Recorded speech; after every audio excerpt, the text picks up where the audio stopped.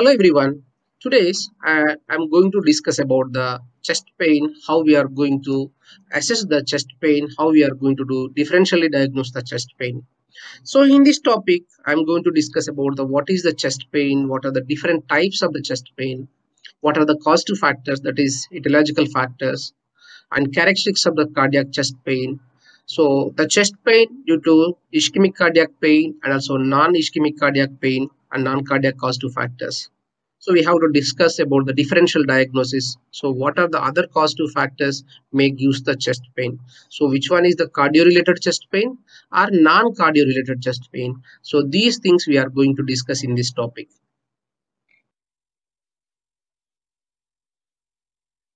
So if you see what is the basic the terms the chest pain, what is the definition of the chest pain?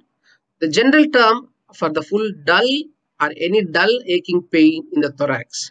So if any pain in the chest regions, it can be either cardiac pain or non-cardiac pain. It is called as chest pain. Any pain related in the chest region. So sometimes, so it's maybe because of the cardiac related problem or because of some other non-cardiac problems also may produce the chest pain. So why we have to do this assessment plan, why we have to do the differential diagnosis to rule out the causative factor for the chest pain. So nowadays many people are facing this problem if they're having small like a pain because of the gastric like a irritation also. If they feel the pain in the chest, so they may worry about that. They thought that so they are going to be get the heart attack or may chance to get they may chance to die. So that's a reason we have to rule out so which causative factors may produce the chest pain or heart attack, or which causative factors may give the musculoskeletal or maybe because of the some other non-cardiogenic muscular like a chest pain. So that's the reasons, so we have to give the full assessment about the chest pain. So according to the classification of the New York Heart Association functional classifications, so it is classified into the 4 categories. So in the category 1, no limitation during the ordinary activities. So during the functional activities or if any activities, if no like limitations, but they're going to feel the pain, but it won't restrict any functional activities, any ordinary activities. Second category, slight the limitation during the ordinary activity. So it may alter their functional activities, may disturb the functional activities. The slightly, not much severe, that is a grade 2 or class 2 chest pain. And also class 3 is the marked limitation of the normal activities without symptoms at rest. So that means they are going to restrict their movements, their normal activities. So without the symptoms at the rest, so they won't get any symptoms. If they actively participate their activities, so they may restrict the symptoms or say restrict the functional activities. So that is the class 3. So coming to the class 4, so is going to be the unstable to undertake the physical activity. So that means unable to do the physical activity. So if they do any activities, it may restrict the functional activities. So without symptoms may be present at rest. So and also in the physical activities, so they may restrict the movement and also they are going to get the symptoms the present at the rest also. So this class is called as the 4th grade class. So this is according to the New York Heart Association functional classification. So what are the causative factors? So many causative factors for the chest pain. So these are the cardiogenic causative factors and also non-cardiac causative factor. So cardiogenic or is a cardio-related causative factors are myocardial ischemia or any trauma. The myocardial ischemia means if decrease the blood circulation to the myocardium, that is the cardiac muscles, may chance to get the heart attack and also gives the chest pain. Or in case of if any trauma to the in the heart, or maybe if any injury, or maybe is because of any fat accumulation inside the heart, or if related to the conducting system of the heart failure, so may chance to get the heart attack symptoms. And also another causative factor is angina pectoris. Angina pectoris is also one of the causative factor for the chest pain. So this is nothing but is the decrease the blood circulation to the cardiac muscles. Also this is the angina pectoris. So this again divided into the stable angina and also unstable angina. Maybe in the other classes you are going to discuss in the detail. So in the about the stable angina, also unstable angina, and also acute coronary syndromes. So acute coronary syndromes relate to the coronary artery, any blockage, any thrombus formation, or any like a occlusion in case of the coronary arteries also. So they may chance to get the chest pain. So these are the major causative factors for the chest pain. These are related to the causative factor, cardiogenic causative factor.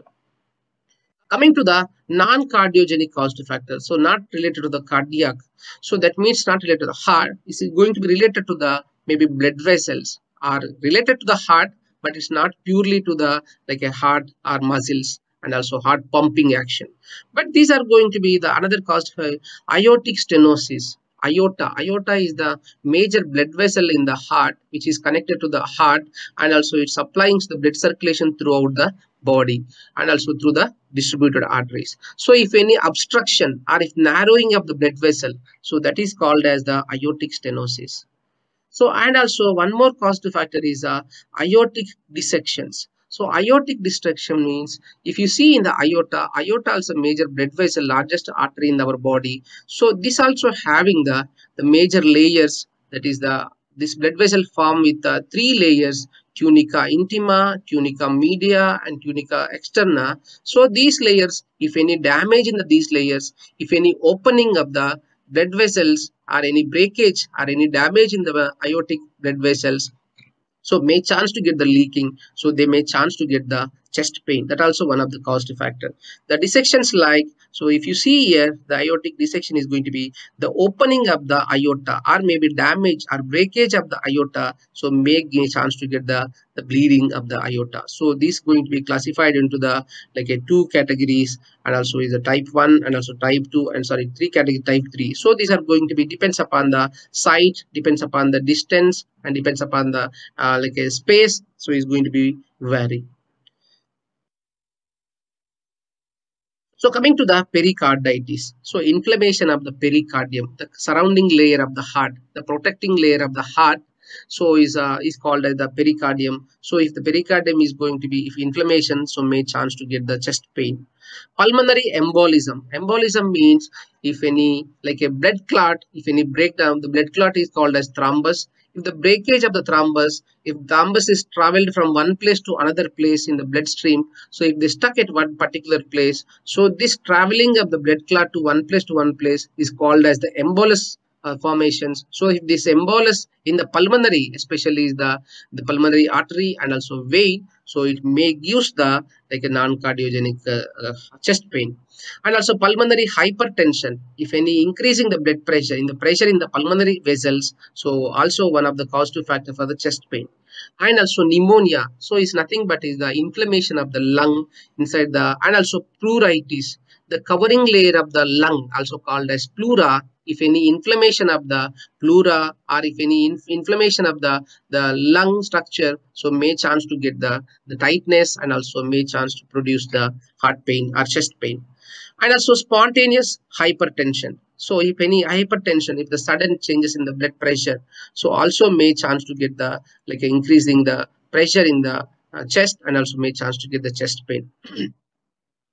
Esophageal and reflux, so that is related to the if any reflux are in the gastric pain, if any gas problem, so if it is pushed the pressure towards the esophagus into the sternum in the chest regions, so if any gastric irritation in the stomach, so if the esophageal reflex, so it may produce regurgitate to the upwards, so they may chance to get the pain in the chest, burning pain may chance to get in the chest. So that also looks like is the chest pain. So many people are confused, are going to, so because of the gastric pain also, so they feel that they may having the some cardiac chest pain.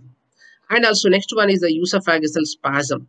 So spasm also because of the muscle tightness in the esophagus. Esophagus has the smooth muscles, so these smooth muscles are having helpful during the peristalsis of the movement, sending the digestion of the food. If any spasm, if any tightness of the this esophagus muscle tightness also, if may restrict the movement or may produce the chest pain. The another causative factor is a peptic ulcers. Peptic ulcers means nothing but is a gastric ulcers. Because of the irritation of the there's a gastric mucosa or the stomach mucosa also may gives the stomach pain.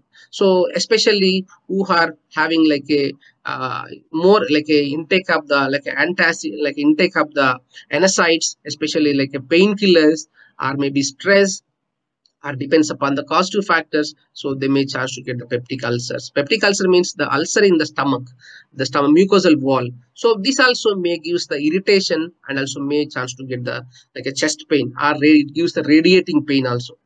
And also gallbladder diseases, especially the gallbladder. So this also is the main like organ in our digestive system. So this also, if any stones or if any inflammation in the gallbladder also may send, they give the radiating pain in the chest region, also may cause to get the chest pain. And also musculoskeletal diseases, any spasm in the chest muscles, or if anybody like do improper activity, or maybe any exercises, improper exercises, or in the first initial starting exercises, maybe push-ups, or maybe with any other activities, maybe playing activities, also may chance to produce the muscle pain because of the strain. Also they may chance to get the stomach it may chance to get the chest pain. And also herpes zoster is a viral infection. Because of the virus infection, so they may chance to get the burning pain in the chest. They may chance to get the rashes. Because of the rashes, they may give the radiating pain and burning pain in the chest region. And also emotional and also psychiatric conditions, emotions, if they are having any depression, any anxiety, or if they heard any like a like any lovable people, any near and dear people having any health issues, if they heard about any serious history of the near and dear people like a death news, may chance to get this type of non-cardiogenic chest pain also. So if they're having like a emotional or if a psychological problem also, so because of that time the spasm, they may muscle spasm may chance to develop. So because of the muscle spasm, then they may chance to get the cardiac problem.